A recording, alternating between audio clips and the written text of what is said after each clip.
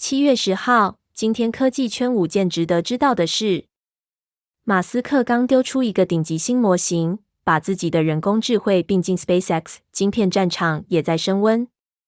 我们开始，先讲最大的。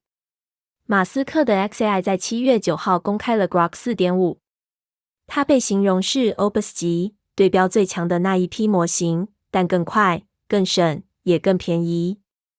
它建立在一个 1.5 兆参数的基础模型上，而有意思的是，它用了 Cursor 的程式资料来训练，就是 SpaceX 6月花600亿买下的那个工具。这笔收购已经开始发挥赠效了。第二，连名字都正式了，官方账号改成 SpaceXAI， 马斯克的人工智慧产品正式收进 SpaceX 这个品牌底下，这是接续2月把 xAI 并进 SpaceX 的动作。火箭、人工智慧、写程式工具，全在同一个屋檐下。马斯克那个算力、模型、应用全都自己的人工智慧帝国，轮廓一周比一周清楚。第三，速度变成战场。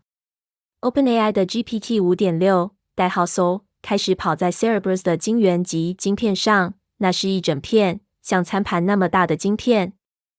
它每秒大约可以吐出750个 tokens， 差不多是现在用 GPU 的15倍。目前先开放给部分客户，但当模型变得这么快，我们怎么用它也会跟着改变。第四，晶片赛道杀出一匹黑马。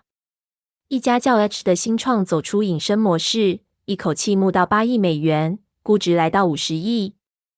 他做的晶片只专精一件事，跑 Transformer 模型，也就是现在几乎所有人工智慧背后的那套架构，而且手上已经握着超过10亿美元的订单。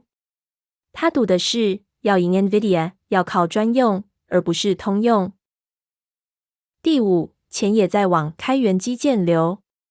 Together AI 完成一轮8亿美元的募资，由 Aramco 的创投部门领头 ，NVIDIA 等也参与。Together 做的是让企业拿去跑开源模型的基础设施。在中国开源模型大爆发，资本又这样压住之下，开源已经不再是弱者的故事，而是跑在前面的那一群。总结一下，更快的模型，更专门的晶片，更集中的帝国。人工智慧这场竞赛，每一层都在同时加码。如果这集对你有帮助，订阅一下，每天早上2分钟帮你追上。我们明天见。